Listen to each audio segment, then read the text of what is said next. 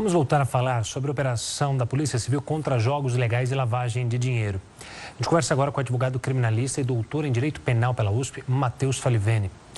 Matheus, uma boa noite, obrigado pela participação mais uma vez aqui conosco no Jornal da Record News. Primeiro, eu queria que você explicasse para a gente e para o pessoal que está em casa como é que funciona uma operação de lavagem de dinheiro usando jogos ilegais. Porque pelo menos até agora é isso que a Polícia Civil aponta para os crimes cometidos por essa organização. Como é que funciona, então, usar jogos legais ou lavar o dinheiro ilícito, transformando ele em um dinheiro legal?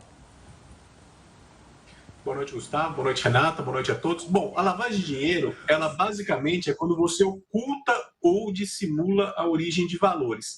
E nesse caso específico dos jogos de azar ou jogos ilegais, essa dissimulação ocorre geralmente pela compra de bens por interpostas pessoas, então se utiliza os famosos laranjas para a compra de bens. Em alguns casos também se utiliza um procedimento chamado triangulação, que é quando esse dinheiro passa por diversas empresas ou diversas pessoas até chegar novamente naquela pessoa que cometeu o crime, e também, eventualmente, em alguns casos específicos, na compra direta de um bem no nome da própria pessoa. Geralmente são veículos, imóveis, joias, relógios.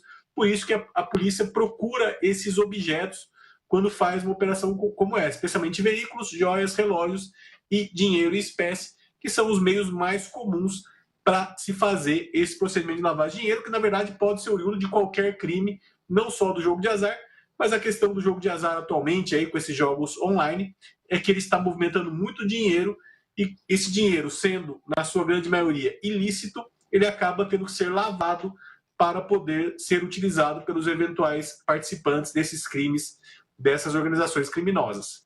Matheus, muito boa noite para você. Você acredita que, de alguma forma, a própria legislação brasileira dê margem para episódios como esse? Porque ela não é muito clara sobre os tipos de jogos que podem e não podem atuar no Brasil. Alguns parece que ficam numa zona cinzenta, meio sem uma classificação definida, né? Boa noite, Renato. Sim, exatamente. O que acontece? Aqui no Brasil, atualmente, a gente tem na legislação a chamada Lei de Contravenções Penais, que é de 1940, e ela dispõe ali sobre o jogo de azar.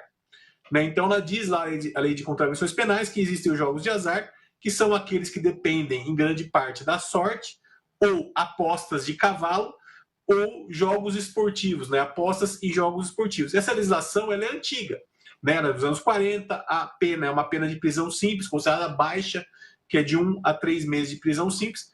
Mas o que tem acontecido em algum desses casos de bets, alguns casos aí, especialmente jogo do Tigrinho, alguns jogos do Tigrinho, é que, na verdade, você não tem um jogo de azar, você tem um estelionato. Por quê? A pessoa que joga ali não depende da sorte para ganhar. Ela não vai ganhar de jeito nenhum. O sistema é programado para não deixar ela ganhar. E daí, ao invés de ter um jogo de azar, nós temos um estelionato na modalidade fraude virtual, que é considerado um crime bem mais grave, tem uma pena aí que pode chegar a 8 anos de reclusão ou até mais, dependendo do caso, dependendo de quantas vítimas tiverem. Então, nesse caso específico, a polícia está investigando isso. Se é só um jogo de azar, daí tem uma pena pequena, ou se de fato houve ali um estelionato, houve um engano com relação aos apostadores que foram enganados, e daí sim uma pena bem mais grave nesse caso. Doutor, falando ainda sobre a operação e sobre esses crimes específicos, você detalhou sobre os jogos de azar, também falou sobre a lavagem de dinheiro. A pergunta que fica é difícil conseguir reunir na investigação provas claras sobre a ação desses criminosos? Sim, é bastante difícil, porque assim, essas organizações elas são complexas, elas são organizações grandes geralmente. A prova da lavagem ela é sempre muito difícil, porque tem que haver uma prova do caminho do dinheiro, A polícia e o Ministério Público tem que trazer essa prova do caminho do dinheiro, que é muito difícil. E no jogo de azar, e especialmente no estelionato, se a gente for ver e se for constatado que é de fato o estelionato, o próprio crime traz uma dificuldade a mais, que é por ser um crime de ação penal pública condicionada, que demanda que a vítima busque a polícia para que o autor desse crime seja processado. Então, cada vítima dessa bet, desses jogos de azar, teria que procurar a polícia se constatar que é um estelionato. Então, isso torna mais difícil ainda a questão. É lógico, a polícia tem meios para fazer isso, ela consegue, tanto é que conseguiu reunir provas agora nesse momento para fazer essa investigação, para fazer essa operação. Lógico, não é uma denúncia ainda, não é um processo, essas pessoas não estão condenadas, elas são presumidamente inocentes, porém, muito provavelmente, a polícia já conseguiu reunir elementos aí para poder fazer essa operação. Senão, dificilmente o magistrado, o juiz, autorizaria uma operação desse porte e dessa quantidade de apreensão de bens sem que houvesse ali um mínimo de prova da prática de crimes, especialmente da lavagem de dinheiro.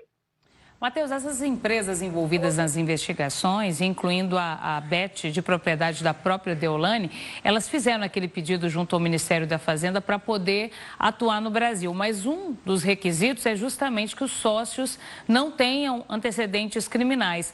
A gente, considerando isso, a gente pode presumir que essas empresas, que são empresas conhecidas, patrocinadoras de times de futebol aqui no Brasil, elas possam muito provavelmente não ter essa autorização, deixar de atuar por aqui? Olha, sim, em tese sim, elas podem acabar tendo essa autorização cassada, porque a gente tem que lembrar que aqui no Brasil essa questão das bets ainda é muito restrita, né? A gente é permitido alguns tipos de jogos autorizados pela Caixa, pela Receita Federal, e também é permitida atualmente a aposta esportiva.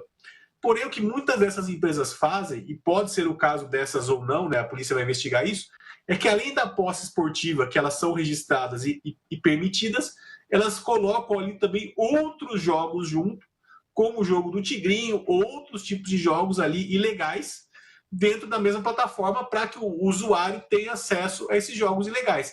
E aí que é a grande questão, tá? A polícia provavelmente está muito provavelmente está investigando essa questão. Não é só a questão da aposta esportiva. A aposta esportiva em si ela é permitida atualmente, desde que é registrada. A questão é, muitas dessas empresas, por uma questão de lucro, uma questão de atrair o consumidor muitas vezes enganado, acabam colocando também outros jogos e jogos que são proibidos, como, por exemplo, o jogo do Tigrinho, que se tiver ali um algoritmo, alguma coisa que engane o usuário, vai levar ao cometimento de um crime de estelionato. Doutor, antes da gente encerrar, eu queria fazer uma pergunta. Está marcada para amanhã a audiência de custódia justamente da Deolane Bezerra.